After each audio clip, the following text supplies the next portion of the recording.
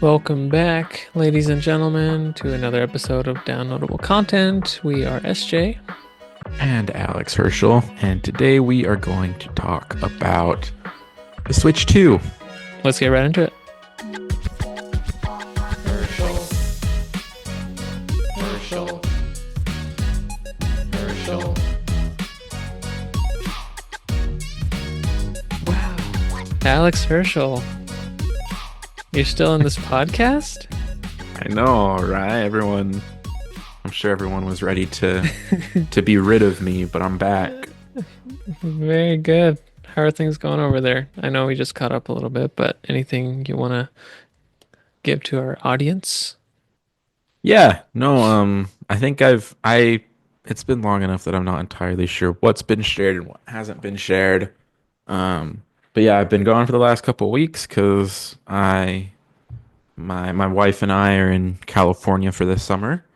I've got an internship out here that I'm doing, so over the last couple of weeks with travel and then trying to get things set up and kind of into a good routine.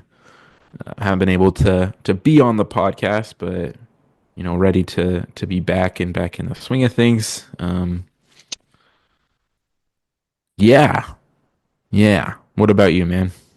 Well, very good. Well, we never want to overload you, So anytime you can't do it, I'm always happy to do a solo. hmm Um, for me, um, I mean, I guess it's not really a big deal. The Nintendo Switch 2 came out and I bought one. Um, so there's that. And yeah.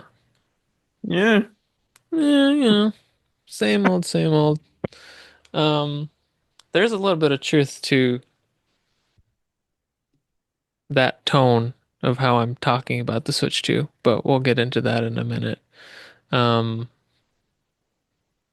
yeah, not a whole yeah, lot. I primarily because I kind of said a lot in our previous episode and on Patreon and stuff too. But we do have some questions from the audience if we want to go over that real quick.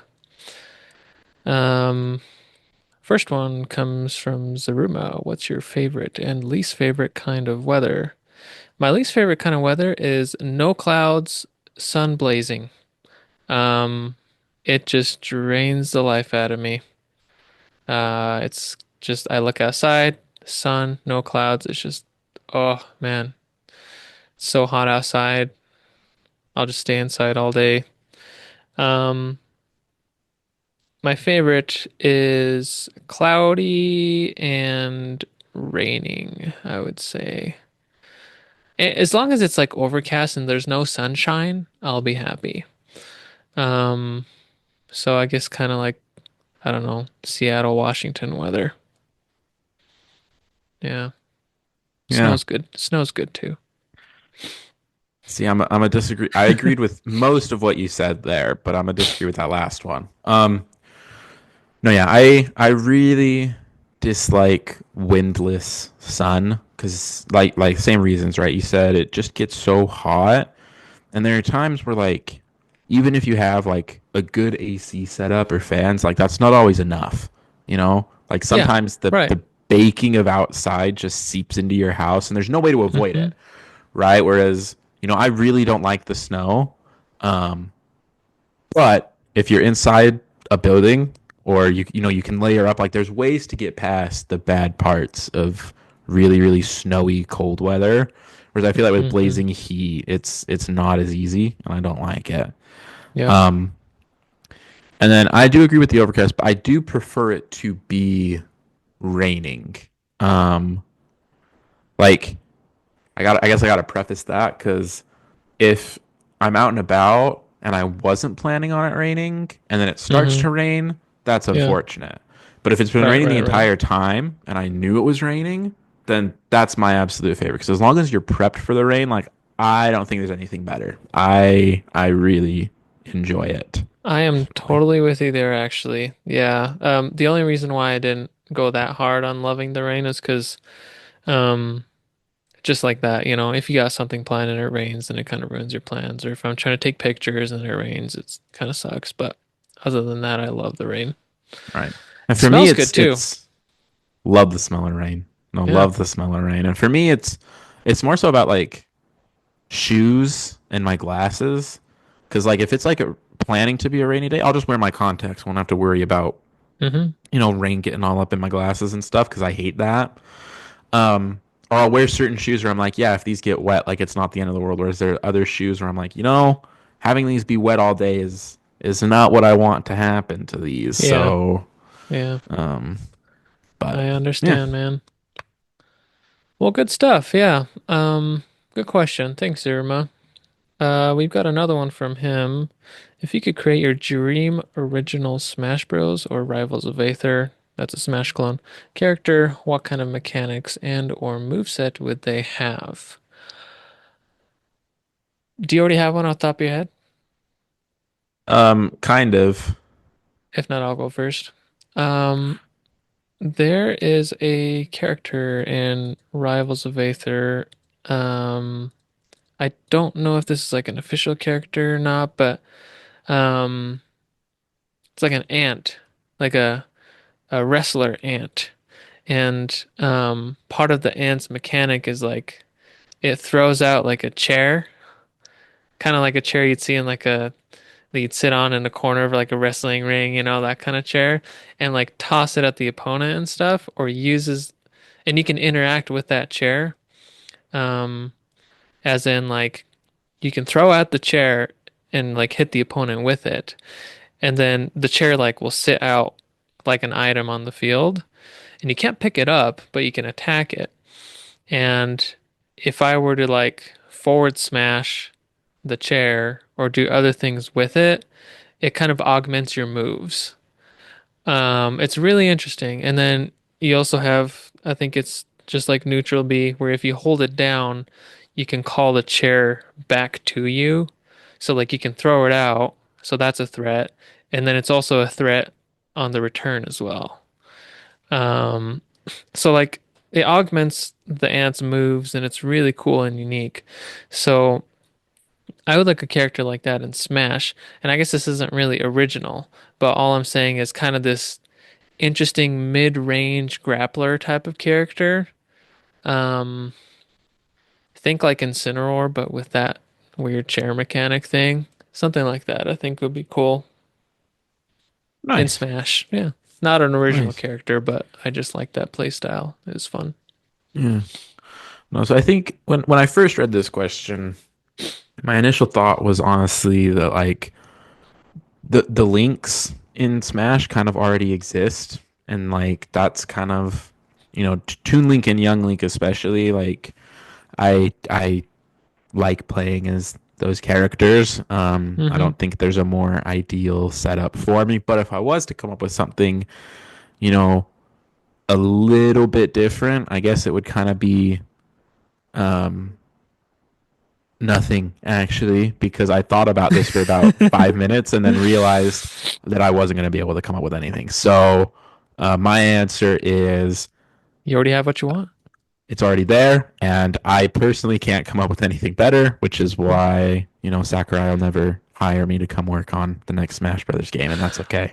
That reminds me, and this isn't an original character or anything, but I would like Sora, like moveset based on Kingdom Hearts 2. That's like faster paced, you know, little less, like a little more combos. Um, just like a faster paced Sora based on Kingdom Hearts 2 would be nice. Yeah. Cause yeah, I love Sora and I'm so happy we got him, but I was a little bit sad that it was the Kingdom Hearts 1 Sora. But I understand why, you know. Yeah. Anyway. Okay. All right. So for the rest of this episode, um, here, we'll give you the context, everyone. And those of you that are in the Discord, might have been able to kind of piece together what happened. But back when pre-orders for the Switch 2 launched in April, SJ and I, we're very communicative with each other, and we both got pre-orders placed, right? Now, because I knew that I was going to be living here in California, I made sure to set um, when I purchased mine from Walmart to make it clear that I needed it delivered to Burbank, so to get it from one of the California stores.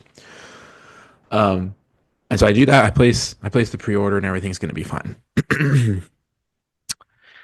And um, on June 4th, on June 4th, I get a text message while I'm at work, and it says, well, actually, I get two messages back to back.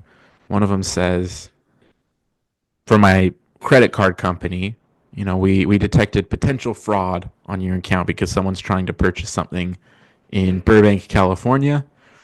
Is this you? If so, let us know so we can let the transaction go through. Or if not, we'll get you a new card because your information's been compromised and stuff. So I text back and I'm like, yes, this is good to go. Thank you for checking and all that good stuff. And then the other message was from Walmart saying, we attempted to charge your card and it didn't work. And so your pre order has been canceled. Not reach out to us within 24 hours to get the issue resolved. Just straight up, they tried, it didn't work, and they canceled my pre order. And so I called them, explained the situation. I said, I just came to California a couple weeks ago. This is the first time I'm using this specific card in California. And that's why it kind of triggered a fraud claim. Is there any chance that you can revive or renew my pre-existing pre-order? And the people on the phone said, nope.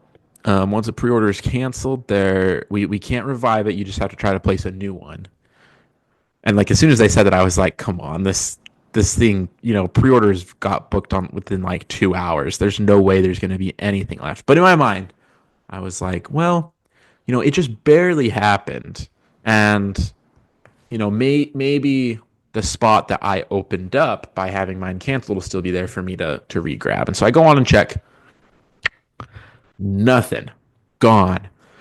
And I was so upset. I Can I was, can I just add something to that? So, um, I heard reports on Twitter or X that people that had the exact same issue as you, where, it was a fraud flag on the credit card company and all that, were able to, many of them were able to just pre-order by going to the Walmart website, and that was an option given to many of them. So it, yeah, it just kind of rubs me the wrong way that you weren't, they were just like, oh, nope, sorry, even though you responded to them within a very reasonable amount of time. It's not like you sat on it for a couple days. But anyway, keep going. yeah. No, and so I kind of, accepted my fate. Um, the next day was when, these switches launched. And so I go to my sweet old wife and I say, look, we have to go grocery shopping today. We're going to be out and about anyway.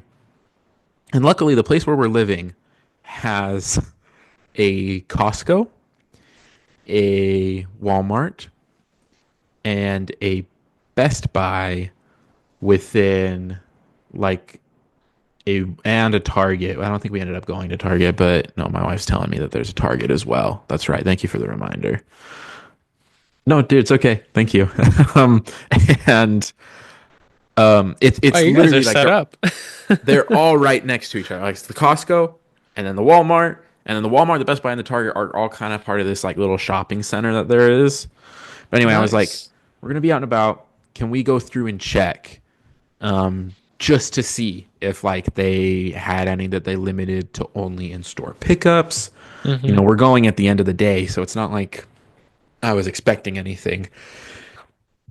But I go through each store, and when I get to Walmart, I even went up to them, like the people who work in the technology center, and I explained again. I was like, "This is what happened. This is what I was told, and I'm just curious to see if there's like anything that can be done." And they were like, "No, I'm sorry. Like we literally like do not have any. We gave out like the ones that we had in the display case that are only supposed to be used for displaying. Like we had so many people upset that they were sitting there that we gave those out as well. Wow. It's like, okay, all right. When I went into Best Buy at the very front of the store, they had two big signs saying, out of Switch 2 stock. We don't have a restock date. We don't know when they'll come back. Oh boy. And so I just called it quits and I go back home. Um, I'm like, well, I'm gonna put myself on the list, at all these stores so that when they're back in stock, I get an alert saying, um, you know, they're here for you. And it just so happened on Walmart's that like it was open and it was like, do you want to join the line? And I was like, join Yeah. that line so quick. Um, and So this within was like same day? same day, yeah. So it was Yeah. launch day just in the evening. No, this was the day after. Yeah, it was the Okay, day okay. after it launched. And so I was there and like immediately, not immediately, but within like 10 minutes, it was like, all right, do you want to add it to your cart? And I put in That's all the cart fast. information. Yeah. It was very speedy. I was zooming. um, but it was there. I placed the order and I put it on the same cart so they knew to let it go through. Everything was good. And then it said that it was going to be delivered on Sunday. Um, and then they promptly changed their minds and said that it wouldn't be delivered until Thursday, which is 2 days from now. At the time of recording, I've been Hmm. tracking it on Walmart. This specific switch came from North Carolina, and I got an alert that 45 minutes ago it has been placed at the last like stop on the delivery thing. So it's here in Los Angeles. Um, so I'm hoping that that means that they'll just send it out early and have it delivered tomorrow. But at the very least, it should not be here later than Thursday. Um, Okay. and So so you it'll got be it here. secured. It's secured. It's on its way. And with that, for all you listeners, I was supposed to have a Switch. I don't have one yet. And SJ and I have not spoken at length about it. I know he's actually shared more on the podcast than we've talked to each other about it. But I have a couple questions, and we're just going to kind of dig into a couple more thoughts now that you've had almost a week with it. See if Hmm. anything's changed from your initial video that we put up for the podcast, and kind of go from there. Okay. All right.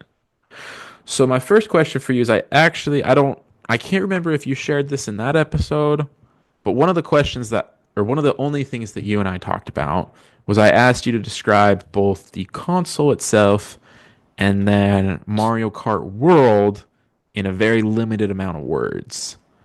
And I would like you to share that with the rest of our audience if you can, and then we'll kind of ask some follow-up questions from there.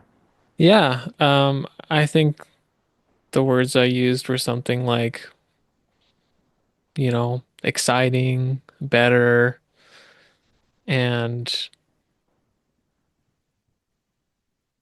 underwhelming. Hmm? I think were probably the words I used, something like that. Um, the reason I say that is because like the Switch 2 is better. It's just a better version of the Switch 1. I guess arguably maybe not the screen because it's OLED, but it is up to 120 hertz variable refresh rate. Everything else is just better. Um, Mario Kart, it's it's Mario Kart that you know and love, but in my opinion, I think it's better in the sense that it's a nice, fresh coat of skin, different gameplay modes that really is totally new to the Mario Kart franchise.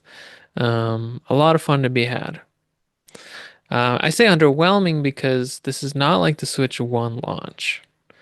For context, right? Like, you know, Nintendo fans have been deprived for quite a while when the Switch 1 was launching. We were coming from the Wii U, As much as there are things we love about the Wii U, we can all recognize that it um not their strongest performer. Um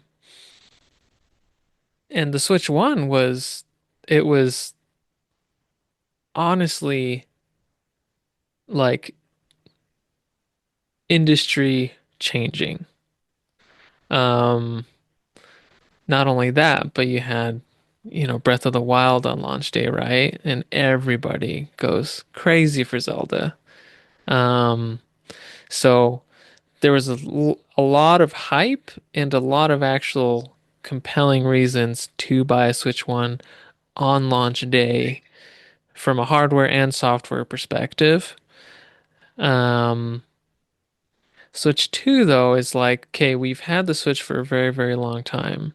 This is the same thing, but better with some additional features, additional options.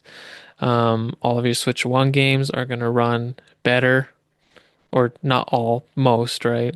Because some aren't compatible, I guess. But um, we have Mario Kart, not Donkey Kong isn't out yet. Um, no Zelda, no Mario. So it's like, unless you're really, really crazy about one having better hardware and you want all your games to play better, like maybe, you know, Violet and Scarlet. Actually, that's one that I've considered. Maybe like now's the time to buy it because I've seen reports that it's actually like way better. It's like this is how the game should have launched, is the way that it performs on Switch too. So like maybe you just want better hardware and all your existing games to play better, like, the little DLC stuff. I think like lore things that they've dropped for like the two Zelda games that are on the Switch, like Breath of the Wild and Tears of the Kingdom, I mean. Um, and so if you're looking for better performance, it's great. But that alone, I don't think it's worth $450. Because the Switch One already plays most of those games like good enough for me, at least on those games. Um, but maybe you really value that, right? So that's like one reason to buy one. The other one is like if you really, really, really, really love Mario Kart. So like for me, I bought it because one, the podcast, and two, I knew I was gonna buy it anyway. So it's like, why not just buy it when I can pre-order it, right? Because like I don't know what supply is gonna look like 6 months down the road. Though it does look like they have a better um it does look like they're doing pretty well on that front. And my wife, Erica, she was like, I want to play Mario Kart. Like I want to play Mario Kart, you know? So those are kind of the reasons for me to get it. But I feel like for the general audience, you're not missing out on much right now. I don't. Because like Nintendo games, their strong suit is their first party exclusives.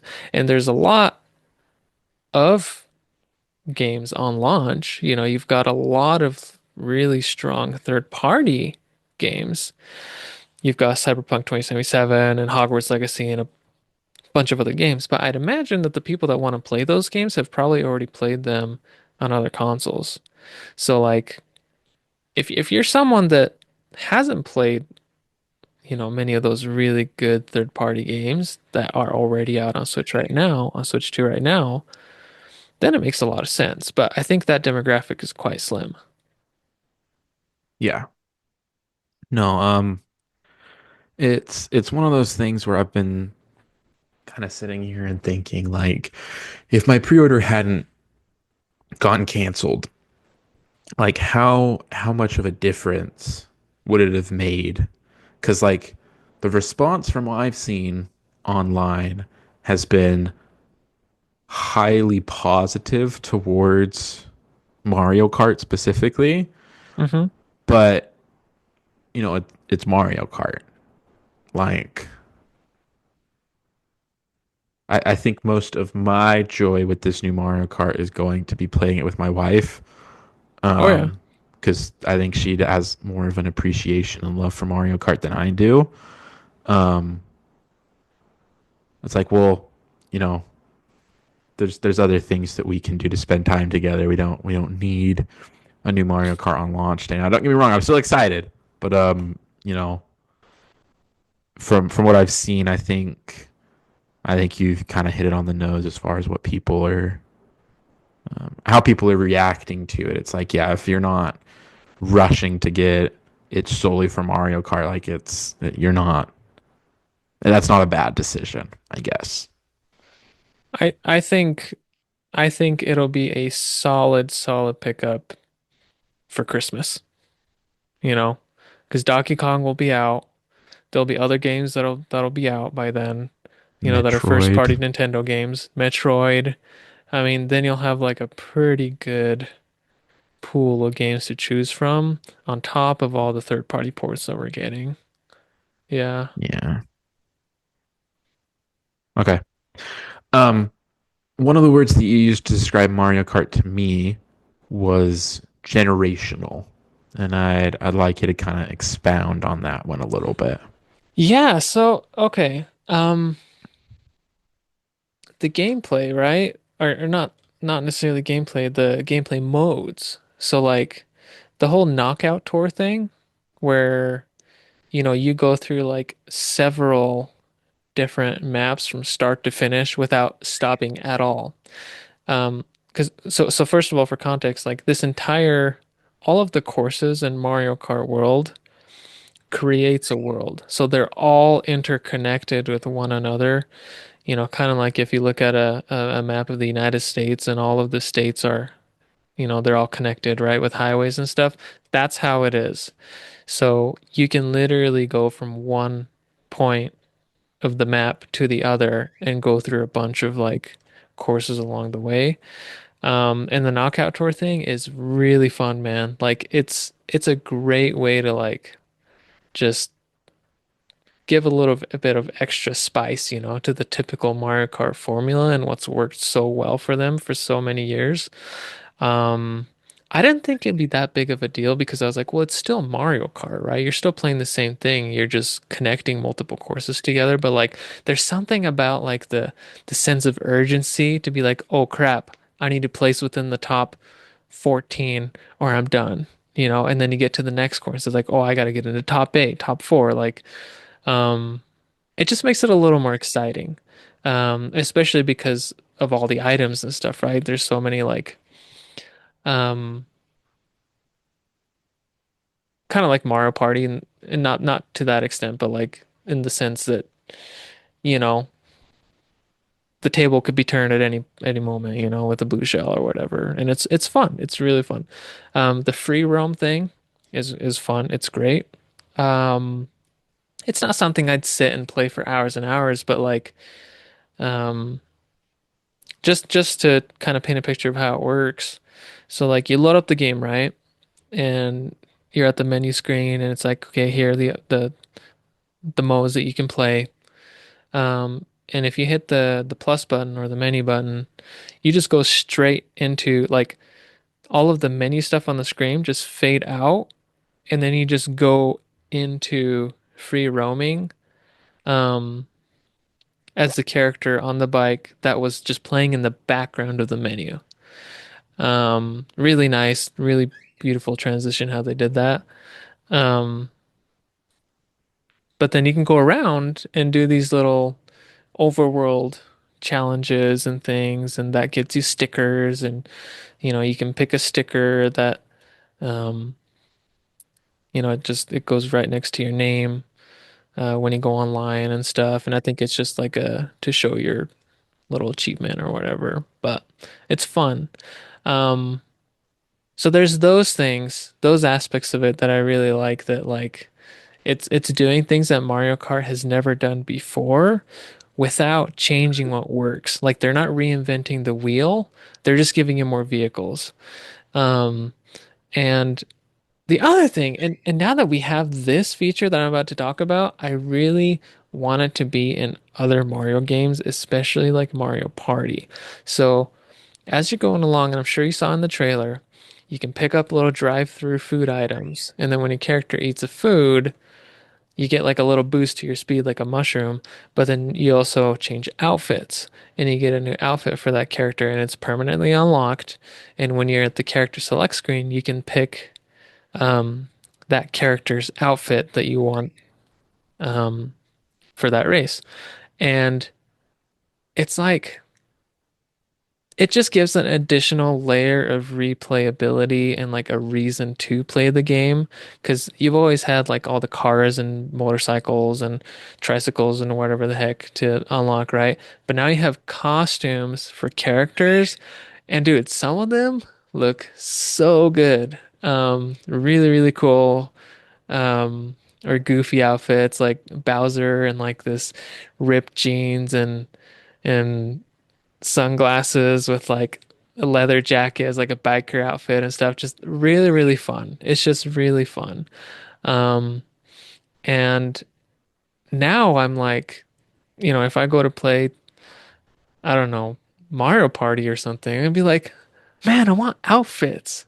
I want outfits to unlock, Like I want to customize the character that I want to play as. Um, I actually wouldn't be surprised if the next Mario Party features something like that because at least in like, A few moments later. all right, sorry that cut out for a second. What I was saying is like, at least on Erica's Twitter feed, or not Twitter feed, TikTok feed, dude, it is just Mario Kart 8 content left and right, people gushing over how much they love, these characters' outfits and stuff. And, um, yeah, a lot of positivity about Mario Kart 8 and the outfits in particular, at least on Erica's TikTok feed. So like I think I'd be disappointed if they don't implement more outfits and character customizability in future games because it's just fun, man. I love it. So I So know, that's what I mean when I say generational, in that it's kind of a generation defining Mario Kart game, kind of like Mario Kart 8 was. And I guess that's obvious because it's a new generation of Mario Kart, but like they're doing a lot of cool new things. yeah. No, so I know that one of the foods that you can, if you go through this drive-through and eat is a hamburger. Do you know if the cow can eat the hamburger? Yes, I am pretty sure the cow can eat the hamburger, but I don't think the cow has any new outfits actually. So like this is one thing is like there is definitely a lot of character bias in the number of outfits each character gets. Like Mario has like 10 or something crazy, and then, Peach has like a similar amount. And then you go to like Pauline and she only has like one outfit. And then there's like some other characters that only have like one or two extra outfits. Um, yeah, when you look at the map, you can like look at what you've unlocked and what you haven't unlocked yet. And so, um, Erica's really upset because Daisy has a good number of outfits. She mains Daisy. Um, but she was looking at Peach's outfits and she's always, I don't know, she has some animosity against Peach because Peach is like the favorite princess, but she's like, no, Daisy's better. Um, but Peach has this just really, really nice looking yukata outfit, like the traditional Japanese yukata outfit, but Daisy doesn't. Only Peach has it. So she's like, why does Peach have that, but not Daisy? Like, it's so absurd. They should give it to all the girls on the roster and all this stuff. Um, so anyway, that I guess that's the only downside is that, some characters are more favored over others. And yeah, Okay. Okay. Now, um, this next question is going to be it's super hypothetical and I guess kind of might be hard to answer. Um, but you mentioned how, in your opinion, people who might not already have the Switch aren't missing out on a whole bunch. Now, considering, our history as Nintendo fanboys, if, say, for whatever reason, Erica didn't really care about Mario Kart or wasn't pushing to have Mario Kart, looking back, knowing what you know now, would you still have bought a Switch 2 on launch day, or would that have impacted when you decided to try to pick one up? Um, if you didn't have that factor kind of encouraging you to get a Switch 2 as soon as you could. that's a really good question. and I've thought about this as well. So is that under the assumption that I wouldn't get one for the podcast? Right? Like if the podcast wasn't a factor and if I was just only personal, right? Yeah. Um, I think I still would have bought one because it's one of those things like because, I'll admit, like you said, like I'm a Nintendo fanboy. I love Nintendo games. Um, and there's kind of the FOMO factor as well. Like I said, like if I don't get it right away and I don't want to regret it and not be able to get one later on or whatever. But I still would have been hyped and I still would have bought it. But I think I would have been a little disappointed once I realized, oh wait, I've got Mario Kart, but like that's it until what, like the middle of next month when DK Bonanza comes out. Mhm. Um, and then after that, it's like a little while until the next thing, and all these third party games that are coming out on it I've already played. So it's like, oh, I guess like the hardware is exciting, but now that I think about it, it's not really gonna change a whole lot from what I Mm. already do. So I think I would have been a little disappointed. Um, but because of the podcast and because I knew what I was getting into going into it, I'm not disappointed, But in that circumstance, I think I would have been just a little bit. Yeah. Okay. Okay. Um, talk about Donkey Kong Bonanza for a second, because from what I remember, and this could totally be warped, and this could totally be wrong. Um, when it was first announced, I feel like it was pretty adamant that you were going to get DK Bonanza when it came out. And then that kind of shifted for a little bit because it was like, well, you have all these other games on your backlog as well, and it's not quite as pressing of a matter. Currently, now that you have the new now that you have the Switch 2 in your hands, and the fact that the rest of the launch has been kind of timid in comparison, right now is Donkey Kong Bonanza a day one purchase, or is it still something that you'll hold out on a sale for, or what are you kind of viewing it as? The thing is, if this weren't a Nintendo game, it 100% wouldn't be a day one sale. Um, because almost every other publisher is going to have sales. Or I mean, day one buy.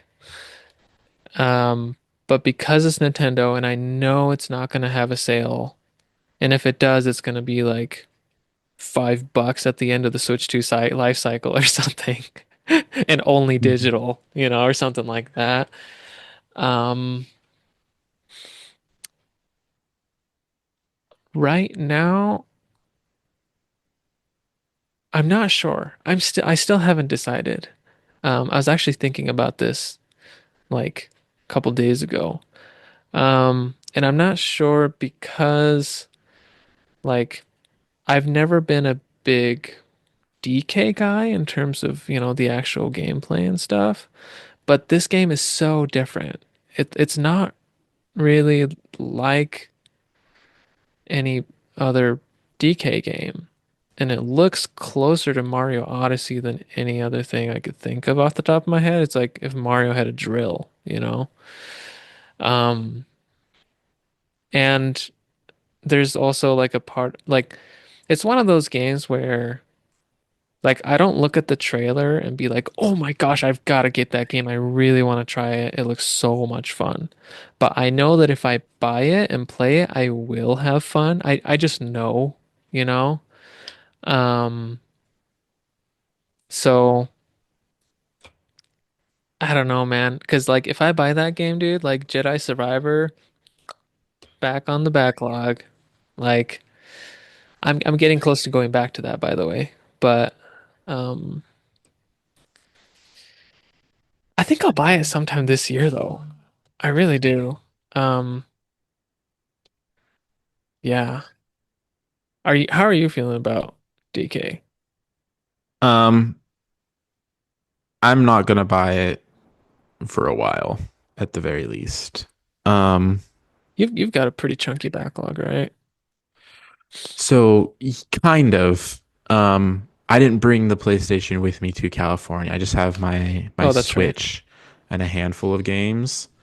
Um, like I started playing through Breath of the Wild, and um, over that 3 day Memorial Day weekend, Hmm. played a lot of Breath of the Wild. Um, I'm talking like I've got like 10 shrines left and one of the divine beasts, and that's it. Oh Like my gosh. I'm cruising through this thing. Um, and then, once Live came, I haven't played since because I'd rather anyway, that's not important. I needed something to not be lonely and depressed with. And Yeah. just like how Tears of the Kingdom was that when I was in Amsterdam, Breath of the Wild was that while I was here in California by myself for 2 weeks. Hmm. But um no, I mean outside of that, like Liv and I are still making our way through Mario Wonder. And then we'll have Mario Kart come up. And have you heard of Split Fiction? I have. Yeah, I don't I remember much about it though. I'm pretty sure I'm gonna pull the trigger on that instead, actually. Um, That's the co-op one, right? right, it's the co-op one where you're alternating between worlds of sci-fi and fantasy. Hmm. Um, I'm I'm pretty sure that'll be something that I buy actually. 'Cause yeah, anyway. Um, so for Donkey Kong specifically, kind of similar to you, like I'm not drawn enough by Donkey Kong. Um, but as we've talked about, trying to support Nintendo, pursuing new or pre-existing IP that hasn't gotten love for a while. I feel the need to buy it at some point. Like I feel like I need to put my money where my mouth is and buy it. Um, but that'll probably be some other time. Um, Yeah, when you've got some extra time and cash, yeah, right? Yeah. yeah. But and then No, that's I fair. I did have one last question for you, kind of regarding this. We don't really do number rankings here, but um, if you were to kind of rank all the Nintendo consoles that you've owned based off of your initial time with the Switch, the fact that the launch has been underwhelming in terms of software, but the fact that the hardware is doing well, all that stuff, all factors considered, um, place it between two consoles for me. So above one, but not quite reaching the other, just to kind of get a viewpoint that way. So you mean just in terms of like my own personal enjoyment of it, Hmm. right? Um, hmm. I would say, and this is just going to be based on the console releases that I've experienced, where I've had the opportunity to actually partake in the console releases. So it's not going to include a lot of those older consoles, but it's probably between, hmm,